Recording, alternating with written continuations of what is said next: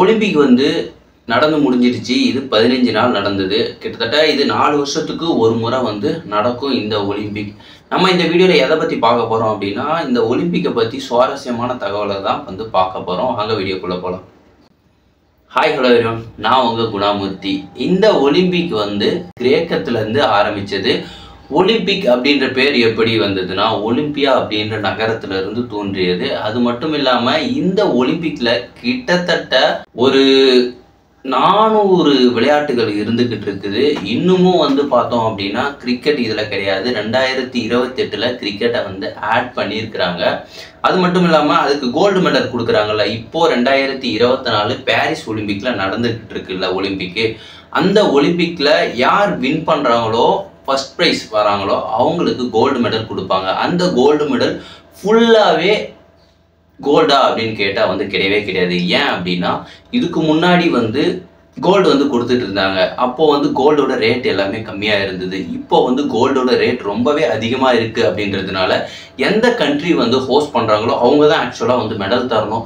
So அதனால் வந்து அவங்க எல்லாருக்குமே கிட்டத்தட்ட ஒரு 1000 பேர் வின்னர்ஸ் வருவாங்க. அப்படி 1000 பேர் வின்னர் வரும்போது அவங்களுக்கு இவங்களால வந்து கொடுக்கவே முடியாது. அந்த ஃபுல்லாகவே கோல்டாக இருந்தால், அந்த மெடல் ஃபுல்லாக கோல்டாக இருந்தால் கிட்டத்தட்ட ஒரு 500 கிராமாவது வரும். ஸோ அதனால் அவங்களால கொடுக்கவே முடியாது. பட் ஆனால் இப்போ இருக்கிற அந்த மெடலில் கிட்டத்தட்ட 6 கிராம் மட்டும்தான் வந்து கோல்டு. அது மட்டும் இல்லாமல் மீதி 92% வந்து பார்த்தோன்னா ஃபுல்லாகவே வந்து சில்வர் தான். அது மட்டும் இல்லாமல் அந்த சில்வர் வந்து எந்த மெட்டலால் ஆனப்பட்டது பார்த்தோன்னா, சில்வர் வந்து இந்த பாரிஸ் ஈஃபில் டவர் இருக்குல்ல, அதில் இருக்க மெட்டலையும் சேர்த்து தான் வந்து இந்த சில்வரில் ஆட் பண்ணி இதை ரெடி பண்ணியிருக்காங்க. அது மட்டும் இல்லாமல் இந்த ஒலிம்பிக்கில் ரீசெண்டாக வந்து சில ஃபோட்டோஸ்லாம் வந்துச்சு. இந்த ஒலிம்பிக் மெடல் வந்து அரிக்கிற மாதிரி இருக்குது, சில நாள்லே கலர் போயிடுது அப்படின்ற மாதிரி. பட் அந்த கோட்டிங் என்னமோ, அந்த கோட்டிங் வந்து தங்கமாக இருக்கும் சில இடத்துல ஓரத்தில். பட் அதெல்லாம் கொஞ்ச நாளைக்கு தான், அது நமக்கே தெரியும். அது மட்டும் இல்லாமல் இந்த ஒலிம்பிக்கில் மெடல்ஸை வின் பண்ண உடனே பைட் பண்ணுறாங்களா, கடிக்கிறாங்க. அது ஏன் தெரியுமா? அது வந்து இப்போ சும்மா போஸ்ட் கொடுக்குறது தான். ஆனால் இதுக்கு முன்னாடி அதுக்கு ஒரு காரணம் இருந்தது. அப்போது வந்து ஏன் வந்து கடிச்சாங்க அப்படின்னா, அப்போது வந்து இந்த வணிகத்துலலாம் அப்போ வந்து தங்கத்தை கொடுத்து பணத்தை கொடுத்து மாற்றுவாங்கள, பொருள் மாற்றுவாங்களே, அந்த மாதிரி தான். அப்போலாம் வந்து நாணயங்கள் தான் எல்லாரும் வந்து வச்சுக்கிட்டு இருந்தாங்க. அந்த மாதிரி நேரத்தில் வியாபாரிகள் என்ன பண்ணுவாங்க அப்படின்னா, இப்போ நம்ம போய் ஒரு காசு கொடுக்குறோம், அந்த பொற்காசுகள் தங்க நாணயங்கள் கொடுக்குறோம் அப்படின்னா இது தங்கமா இல்லையா அப்படின்றத செக் பண்ணுறதுக்காக அவங்க என்ன பண்ணுவாங்க அப்படின்னா, அந்த நாணயத்தை எடுத்து கடிச்சு பார்ப்பாங்க.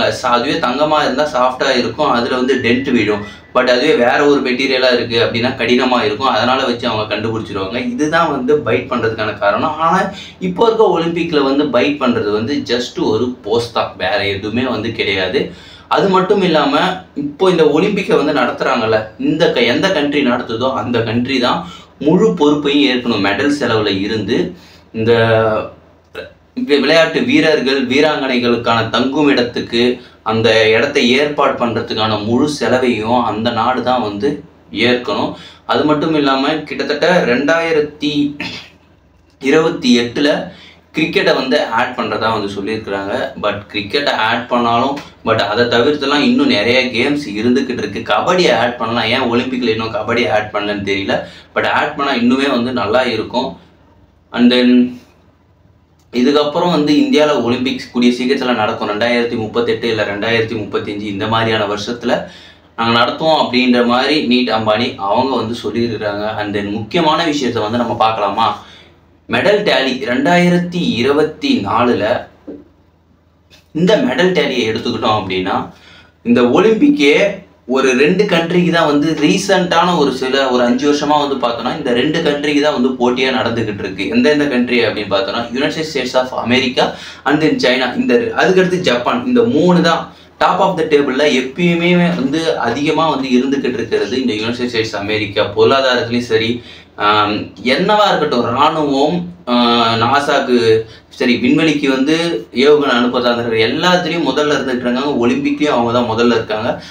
அதுக்கடுத்து சைனா வந்து சுறுசுறுப்புக்கு பேர் போன ஒரு நாடு. அந்த மக்கள் வந்து சோம்பேறித்தனமே இருக்க மாட்டாங்க. எல்லாருமே வந்து பார்த்தோன்னா ஒரே ஹைட் ஒரே வெயிட்டில் வந்து இருந்துக்கிட்டு இருப்பாங்க. அது மட்டும் இல்லாமல் அவங்க பார்க்குறதுக்கே எங்காக வந்து இருந்துக்கிட்டு இருப்பாங்க.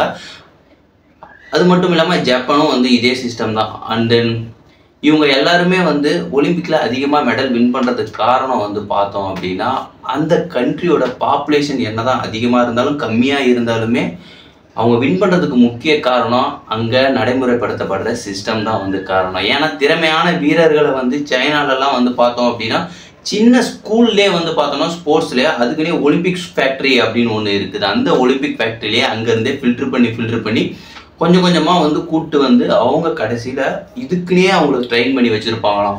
நீ வந்து உன் வாழ்நாளில் இதுதான் மட்டும் பண்ண போகிற, எந்த ஒரு படிப்பு தேவையில்ல, நீ இந்த ஜாவ்லின் த்ரோனா ஜாவ்லின் த்ரோ மட்டும், ஸ்விம்மிங்னா ஸ்விம்மிங் மட்டும்தான், நீ வந்து ஜிம்னாஸ்டிக் மட்டும் தான் பண்ண போகிறேன்னா வாழ்நாள் முழுதும் இதையே பண்ணு.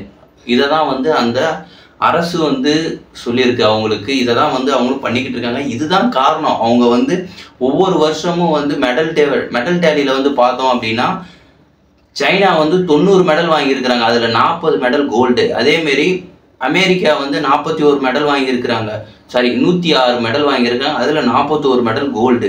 ஒவ்வொரு வருஷமும் வந்து அதிகமாக மெடல் வாங்குறது இவங்க. இதுக்கு அடுத்து வந்து ஜப்பான், இந்த கண்ட்ரி மட்டும்தான் வந்து தொடர்ந்து வாங்குறதுக்கு முக்கியமான காரணம் அவங்க நாட்டோட சிஸ்டம். நம்ம நாட்டில் வந்து எந்த ஒரு வீரர்களையும் அதேமாரி திறமையான வீரர்களை கண்டறிஞ்சு கொண்டு போகிறதே கிடையாது. அவங்க வந்து மேக்சிமம் ஒரு 400 பேர் கொண்டு போகிறாங்க அப்படின்னா அதில் ஒரு 100 பேராவது மெடலில் வந்து மெடல் டேலி அடிச்சுட்டு வந்துடுறாங்க. கிட்டத்தட்ட எல்லாம் ஸ்விம்மிங், யுனைடெட் ஸ்டேட்ஸ் அமெரிக்கா எதில் பேர் போனது பார்த்தோன்னா அத்லெட்டிக்ஸ் தான். அவங்க எல்லாருமே வந்து அத்லெட்டிக்ஸில் அந்த அளவுக்கு வந்து பெர்ஃபார்ம் பண்ணியிருப்பாங்க. எல்லாத்துலேயுமே ரன்னிங்காக இருக்கட்டும், ஜாவ்லின் த்ரோ, இந்த மாதிரி எதுவாக வேணாலும் இருக்கட்டும், அதில் நல்லா பெர்ஃபார்ம் பண்ணக்கூடிய வீரர்கள் தான் அதில் இருந்துக்கிட்டு இருக்காங்க.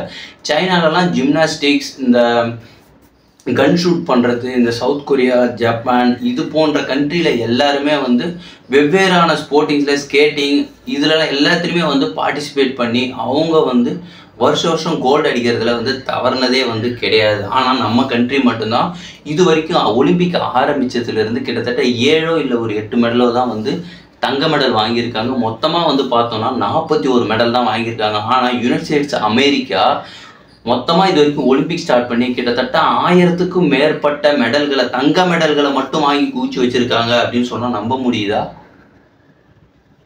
அவங்க அப்போது எந்த அளவுக்கு அவங்களோட கான்ட்ரிபியூஷன் இருந்துக்கிட்டு இருக்கு. நம்ம எல்லா நாடும் ஒரு 184 நாடு பங்கேற்குது அப்படின்னா அதில் நாம தாண்டா ஃபர்ஸ்ட் இருக்கணும் அப்படின்றத அவங்க ஒவ்வொரு வாட்டியும் முன்னிறுத்தி சொல்கிறாங்க. ஆனாலும் அதை வந்து ஏன் அதிலே ஃபோக்கஸ் பண்ணுறாங்கன்னு தெரியல. ஏன் கிரிக்கெட்னா கிரிக்கெட் மட்டும்தானா, ஏன் வேறு விளையாட்டே வந்து கிடையாது? ஃபுட்பாலில் இன்னைய வரைக்கும் நம்ம வந்து FIFA வேர்ல்ட் கப்பில் தகுதி பெற்றதே கிடையாது. கிட்டத்தட்ட 100 ரேங்க்குக்கு அப்பாற்பட்டு இருக்கிறோம்.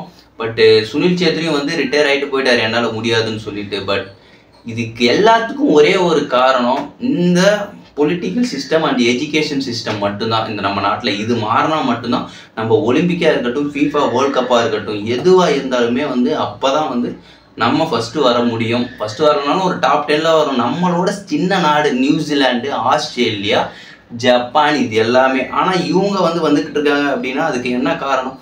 அவங்க பேசிக்கான அடிப்படை ஃபண்டமெண்டல்ஸில் எல்லாத்துலேயுமே வந்து ஸ்ட்ராங்காக வந்து இருக்கிறாங்க. ஸோ என்ன பண்ணணும் என்ன பண்ணக்கூடாது அப்படின்றதுல அவங்க தெளிவாக இருக்கிறாங்க. இந்த ஃபின்லாண்ட் கண்ட்ரியில் வந்து பார்த்தோம் அப்படின்னா ஸ்கூலுக்கு ஒரு பசங்களை எப்போ ஜாயின் பண்ணுவாங்க அப்படின்னு பார்த்தோன்னா 7 வயசில் தான் வந்து ஜாயின் பண்ணுறாங்க. ஆனால் நம்ம கண்ட்ரியில் 3 வயசுலேயே வந்து ஸ்கூலுக்கு போய் வந்து சேர்த்து விட்டுறோம். அவங்களுக்கு ப்ரெஷரை கொடுத்துறோம். அது மட்டும் இல்லாமல் அவங்கள படிக்க வைக்கிறதுலேருந்து நீ இதை தான் படிக்கணும், நீ அதை தான் படிக்கணும் அப்படின்றத நம்மளோட ஆசையை தான் வந்து சொல்லிக் கொடுக்குமே தவிர அவங்க என்னவா ஆக போகிறாங்க அப்படின்றத நம்ம கண்ட்ரிலேருந்து அதிகமாக வந்து யாரும் வந்து பண்ணுறதே வந்து கிடையாது. அவங்களோட ஆசைக்குப்படி நீ படி, என்ன வேணாலும் ஆகு அப்படின்னு அதிகமாக யாரும் சொல்கிறது கிடையாது. ஃபோர்ஸ் பண்ணி தான் எல்லாமே. அப்படியே அவங்களே வந்து அவங்க ஆசைப்படியே படித்தாலும் இங்கே படிக்க வர்றது கிடையாது. அந்த மாதிரி எஜுகேஷன் சிஸ்டம் தான் இங்கே இருந்துக்கிட்டு இருக்குது. இதுக்கப்புறம் எப்போ இந்தியா வந்து ஒரு 10 கோல்டு ஒரு ஒலிம்பிக்கில் அடிக்க போகிறாங்க அப்படின்றது தெரியல. நீங்கள் உங்களுக்கு தோணுது அப்படின்னா எந்த வருஷம் அடிப்பாங்க, ஒன்று 10 வருஷம் ஆகுமா இல்லை ஒரு 20 வருஷம் ஆகும் அப்படின்னு உங்களுக்கு தோணுச்சு அப்படின்னா கமெண்ட்டில் சொல்லுங்கள். எனக்கு என்ன ஆகும்னா இன்னும் ஒரு 50 வருஷம் ஆகும் அப்படின்ற மாதிரி தோணுது. இந்தியா வந்து ஒலிம்பிக்கில் ஒரு 10 தங்க மெடல் அடிக்கணும்னா இன்னும் 50 வருஷம் ஆகும் அப்படின்ற மாதிரி தான் தோணுது. நீங்களாம் இதை பற்றி என்ன நினைக்கிறீங்க? இந்தியாவோட இந்த எஜுகேஷன் சிஸ்டமாக இருக்கட்டும், ஸ்போர்ட்ஸ் சிஸ்டமாக இருக்கட்டும், இதெல்லாம் எப்படி இருக்குது உங்களோட பார்வையில் அப்படின்றத நீங்கள் கமெண்ட்டில் சொல்லிட்டு போங்க. மீண்டும் இன்னொரு வீடியோவில் வந்து சந்திப்போம். பாய்.